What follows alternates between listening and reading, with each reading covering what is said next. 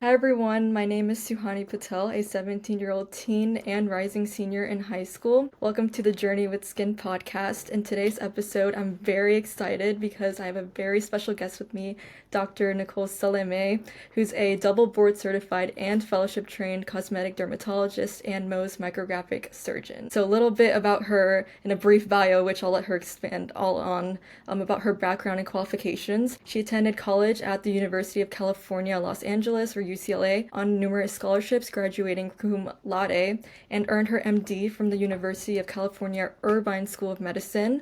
With induction into the Alpha Omega Alpha. She completed her dermatology residency at Emory University, where she served as chief resident, and completed an American Society of Dermatologic Surgery accredited fellowship in cosmetic dermatologic surgery at the prestigious Skincare Physicians under the exceptional mentorship of innovators in the field. She's been a sub-investigator for numerous clinical trials and has scholarly work in the authorship of over 30 peer-reviewed manuscripts and book chapters in more than 40 presentations at national conferences. That's honestly so amazing.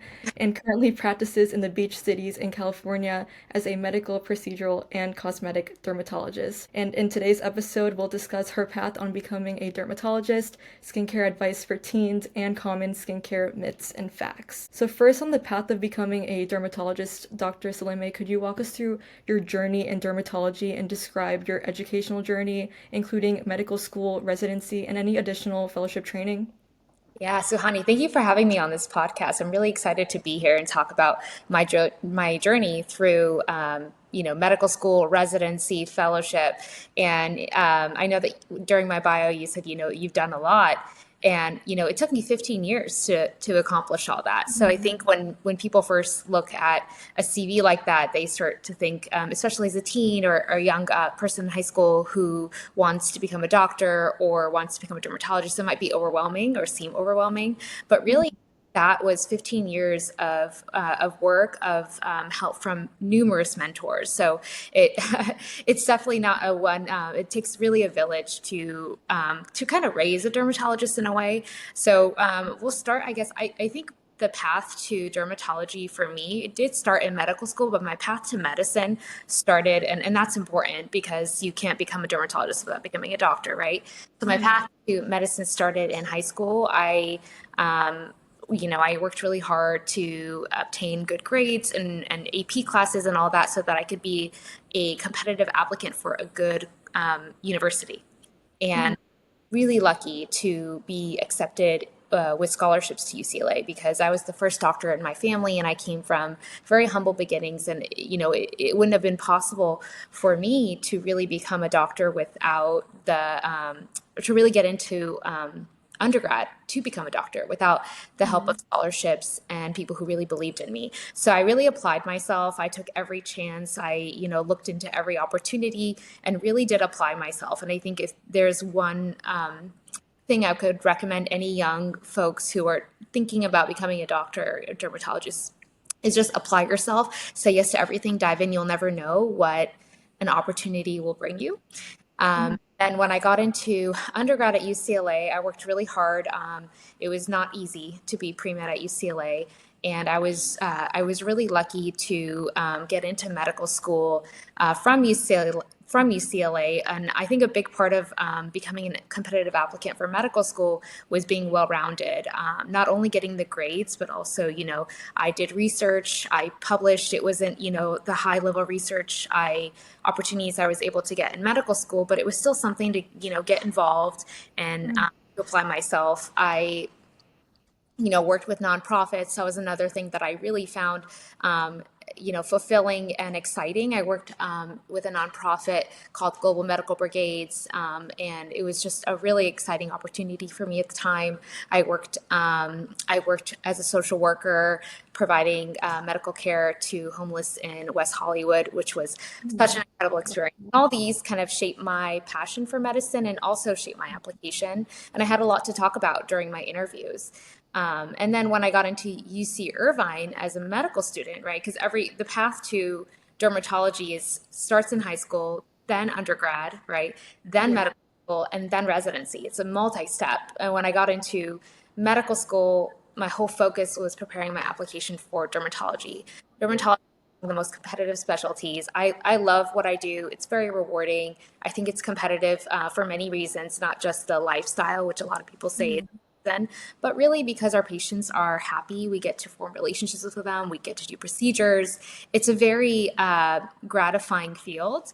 And there's a quality of life component, which is really hard in medicine. So my application involved to residency involved me not only doing well in school, in medical school, and excelling there and getting honors and focusing on that, but I also ended up doing a research year at USC with Dr. April Armstrong, who she's now at UCLA.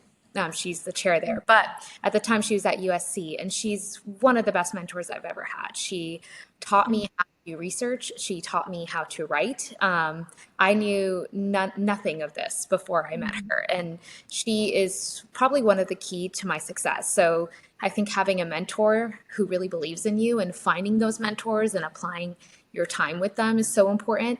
So with her help, I was able to publish a lot in my year. I also worked with her in clinical trials, which was such a cool experience. And the knowledge I had from that helped me with my clinical trials work and fellowship.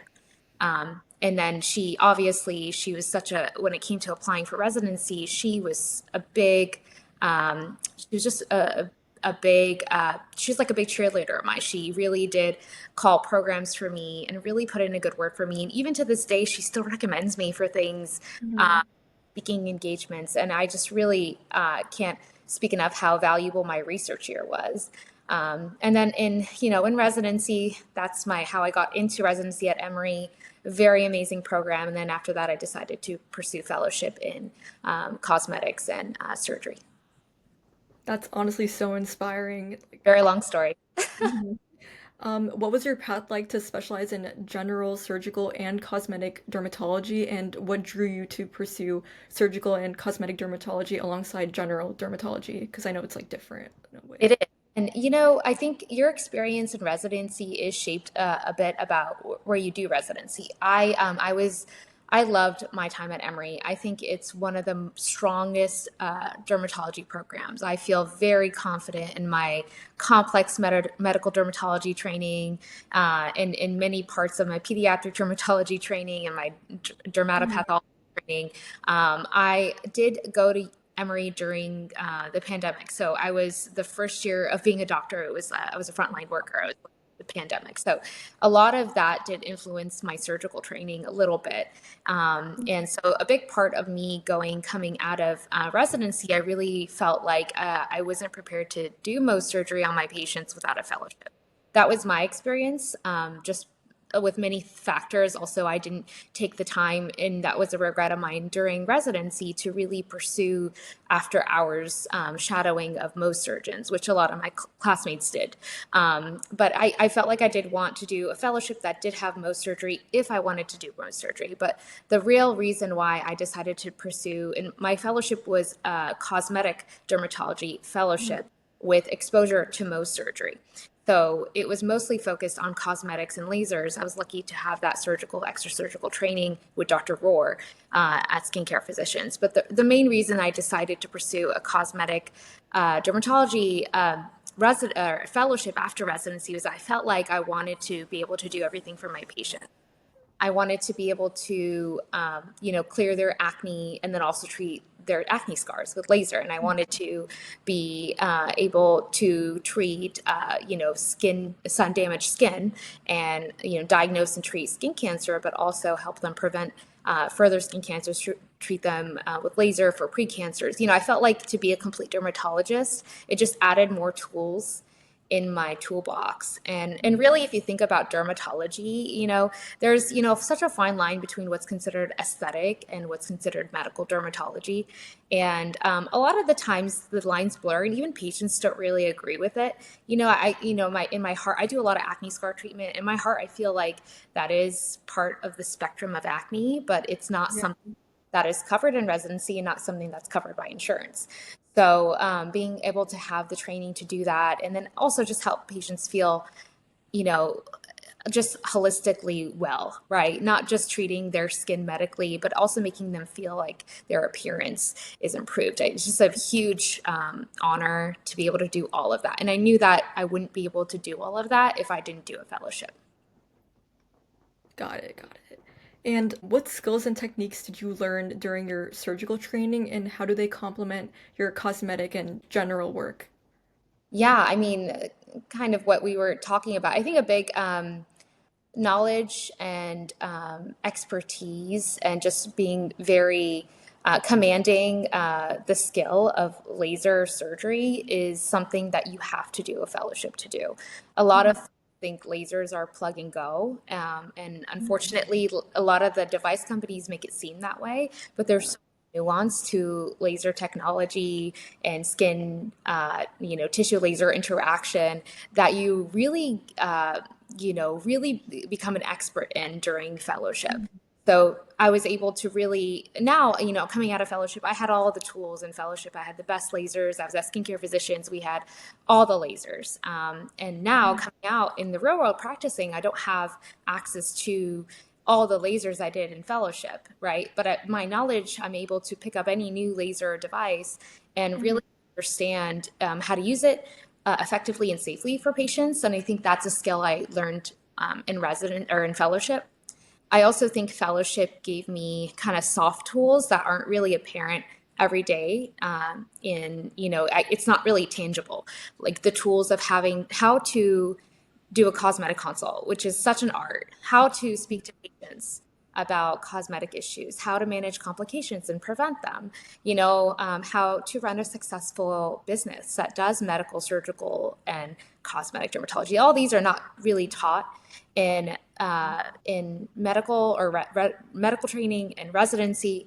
And they are semi-formally taught in fellowship, but a lot of it is just kind of osmosis, seeing what a successful practice is doing. And just when you come out, I felt like, okay, I know what a successful, well-oiled machine looks like, and how can I emulate that in my own practice. Yeah, the machines definitely don't seem as easy as people make it out to be from what I've seen on like your videos and everything. Exactly. I mean, they carry a lot of risks too. So Yeah. if you're doing the fellowship, you come out with a little bit more liability and a little bit more responsibility. And a lot of, if you talk to a lot of residents, some of them tell me, I might not feel comfortable with this device. Can you help me?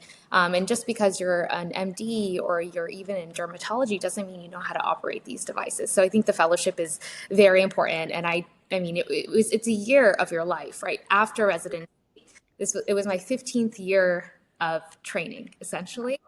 And but I don't regret it. Every day, I'm so thankful for the opportunity it gave me.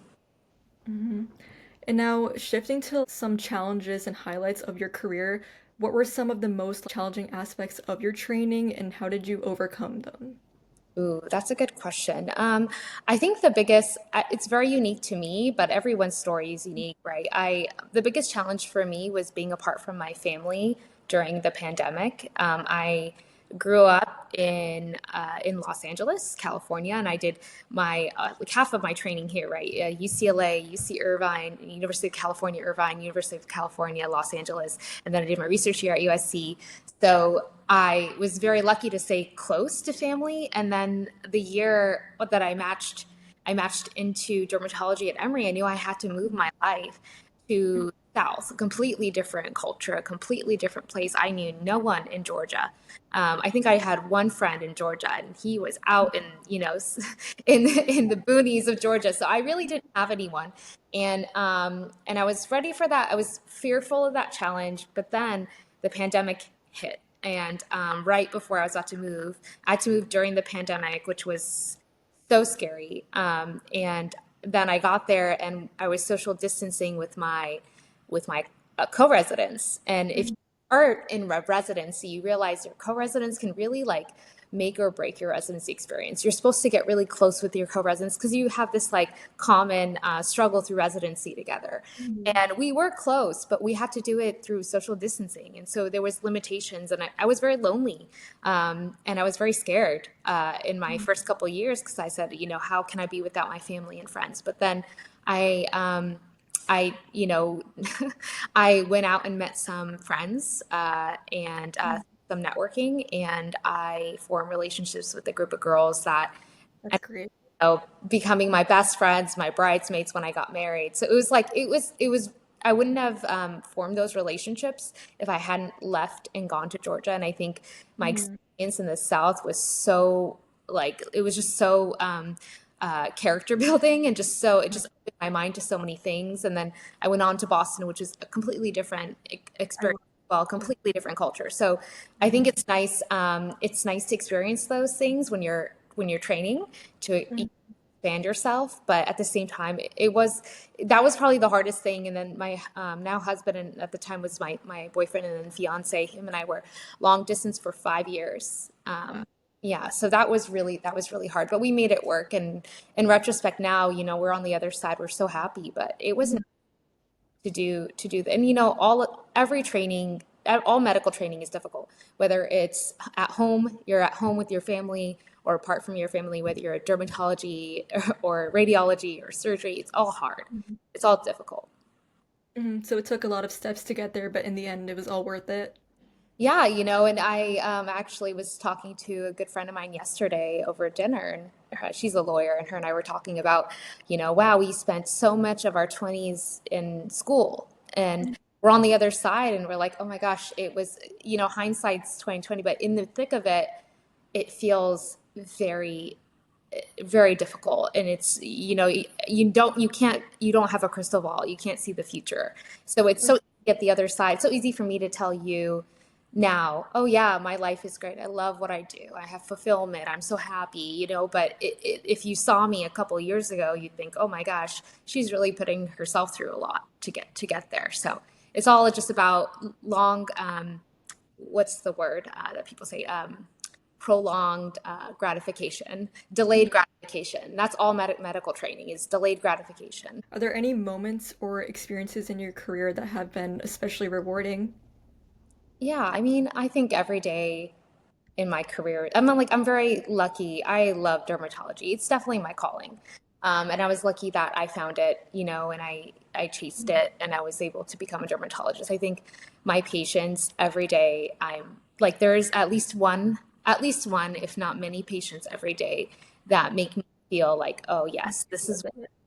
you know, Mhm. a lot of families. I treat parents who then bring their kids, who then bring their grandparents, and just having that, being like the family dermatologist and doing many things, whether it be surgery and acne and, neuromodulators, filler, whatever it is, like just making all of them, a whole family, feel like I'm there safeguarding their skin, taking care of. Mhm. It's just so rewarding, So, yeah, there were so many parts of my. It's so hard to say which ones, but I think every day I'm really thankful for this career. That's inspiring. So now shifting to some common skincare myths and facts, like I know, especially with consumer culture, a lot of people can believe one thing over another, which can definitely not be true. So the first being that expensive products are always better. Is price always an indicator of quality in skincare? Yeah, absolutely not. And that, to me, that sounds like such a like an obvious thing, but when you go on TikTok and you scroll, you realize, the other day I went on TikTok and I just was scrolling, seeing what's going on. I think I put skincare tips, and I searched that, and I started scrolling, and I'm realizing, our culture is just such a hyper consumerism culture. It's Right. necessary. And Mhm. it's just all about not just like one expensive product, but if you accumulate all the things that you're told that you need to buy and put on your skin, it's expensive. And also time, right? Yeah, the time you take to put all these things, time is a commodity too. So it's just a waste. It's just wasteful, in my opinion, and many experts will tell you it's just so wasteful.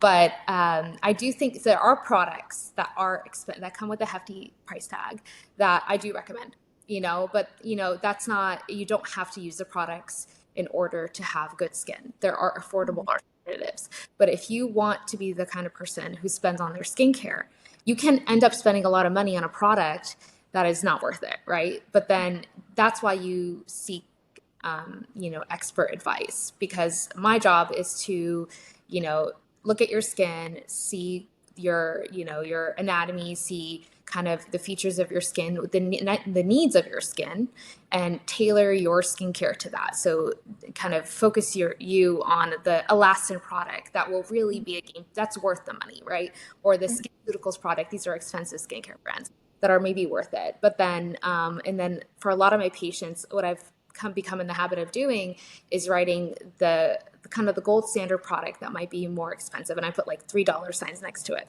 and then I write mid range, and I put two, and then I put like cheap alternative, and then we talk about them. Like, this is what you'll probably get good results with the mid range. You might get good results with the lower cost. But really, what really drives up pricing for some of these people, it's for some of these skincare companies, it's packaging, right? It's reputation, and then recently, in the last couple years or decade, it's become influencers, right? It's really Right. expensive to pay an influencer to market your skincare products, so that the consumers pay for that cost. So really, that's where the cost of these skincare, and then there's science-backed skincare, which are things like I had mentioned, SkinCeuticals, elastin. These are science-backed skincare that have so much data to support their use that a lot of dermatologists recommend. They don't really need to pay influencers to promote their product, right? Right. It really depends what you're looking at. But in the end, you have to get the right advice from the right person. And always ask your dermatologist what are mid-range and lower cost alternatives for these. And we all know some, right? Right. Right. Especially with influencers, I feel like a lot of people my age or a lot of teens fall victim to that. Like they listen to an influencer and just buy the product without even like researching about it and just put it on their face, which is just bad. I mean, it might not be, you're just wasting your money. In Hmm. the best situation would be that it's a waste of money. The worst situation is that you break out or you have an irritant contact. I have a lot of people come in after they put beef tallow on their face and they have acne, and it's just I have to repair it, and it's wild. But when I was younger, I remember my culture. We didn't have, like, growing up when I was younger. I didn't have TikTok or Instagram, but I had 17 magazine, and I would sift through 17 and just soak up all those, whatever was written. I would just believe, and it's like when you're young, you're just so impressionable. And now we have like TikTok and Instagram. It's direct consumer content.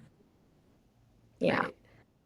Right. The second myth is that you need to feel a tingle for skincare to be effective. So, can skincare products work effectively without causing a tingling or burning sensation? Of course, yeah. It's I think if your skin is burning from a skincare product, that might be a sign that your skin barrier is in need of help, right? Like, if you're putting something, it shouldn't feel like a chemical peel, right? For most things, right? There are some products that will likely cause a little bit of tingling because they're, like AHAs, BHAs, some vitamin C serums might cause a little bit of tingling when you put it on, and that might be normal. It shouldn't last, into minutes. It should go away slowly. But if it's really intense tingling, it's probably a sign that your skin barrier is not receiving this well. So it's probably not good. I think a lot because of our culture where there's this hyper consumerism, and you're just putting all the the daily shed and like the 12-step skincare routine, like you're just stripping your skin barrier. If you're doing toner and then a retinoid on top of that, that's, to me, it's wild. I see a lot of patients who come in with irritated skin because of this. So my opinion is less is more, and most people will tell you this. It's not an uncommon recommendation, but less is more, and really you need high yield ingredient products, less of them, spaced out in a way where you're not irritating your skin. And I'm a big proponent of skin cycling in a way, where you don't do a retinoid maybe every night if you can't handle it, right? And you cycle with an AHA or BHA. And people who do that really tend to have bright skin that's not irritated. And going back to like consumerism and less is more, what are some products or affordable skincare products that you would recommend for effective results? Yeah, I mean, all dermatologists, we love CeraVe and Cetaphil, right? It's tried and true, you know, it's your basics, your foundation. I think they're affordable, they're everywhere, they're easy to buy. They have a lot of, they're I hand them out in my clinic. It's definitely, dermatologist recommended is like they plaster that or on so many products that it's just not true. Mm-hmm. For this, it is, right?